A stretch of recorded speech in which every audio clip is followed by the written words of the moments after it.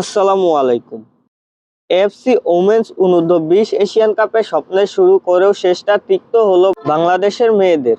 সাগরিকার দুর্দান্ত জোড়া গোলে এগিয়ে থেকেও অপ্রয়োজনীয় দুটি পেনাল্টি ও রক্ষণভুলে 10 মিনিটে 3টি গোল হজম করে 3-2 ব্যবধানে থাইল্যান্ডের কাছে হার মানতে হয়েছে লাল-সবুজের প্রতিনিধিদের। সেন্টারের একটু উপর থেকে সতীর্থের থ্রু পাস পেয়ে দারুণ গতিতে প্রতিপক্ষের ডিফেন্স ভেঙে বক্সে ঢুকে পড়েন সাগরিকা। ঠান্ডা মাথায় গোলকিপারকে ফাঁকি দিয়ে বল জালে জড়িয়ে দলকে এগিয়ে নেন তিনি। 35তম মিনিটে সেই দৃষ্টিনন্দন গোলেই ম্যাচে লিড নেয় বাংলাদেশ।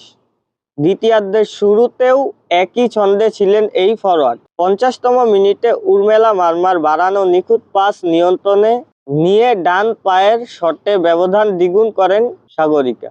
তখন ম্যাচ পুরোপুরি বাংলাদেশের নিয়ন্ত্রণেই ছিল। শুরু থেকে আত্মবিশ্বাসী ফুটবল খেলেছে বাংলাদেশ।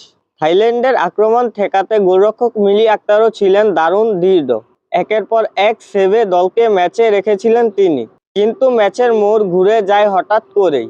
68তম মিনিটে বক্সের ভেতরে অপ্রয়োজনীয় টার্কেলে পেনাল্টি উপহার দেন সুরভি আক্তার আফরিন।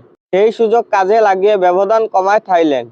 এরপর 78তম মিনিটে আরেকটি ফাউলের দ্বিতীয় পেনাল্টি পায় স্বাগতিকরা। মিলি হাত লাগালেও বল জালে ঠেকাতে পারেনি। মুহূর্তেই সমতায় ফেরে থাইল্যান্ড। সমতা ফেরার ধাক্কা সামলাতে না সামলাতেই আরও বড় বিপর্যয়। কিক অফের পর মাঝমাঠে বল হারিয়ে দ্রুত কাউন্টার আক্রমণে তৃতীয় গোল করে বসে থাইল্যান্ড। মাত্র কয়েক মিনিটেই জয়ের সম্ভাবনা হারিয়ে ফেলে বাংলাদেশ। শেষ দিকে চেষ্টা করেও আর ম্যাচে ফেরা হয়নি আফ্রিদা অর্পিতাদের। প্রথমবারের মতো এই টুর্নামেন্টে খেলতে নেমে শুরুটা আশা জাগানিয়া হলেও শেষ পর্যন্ত অভিজ্ঞতার অভাবই ভোগালো বাংলাদেশকে।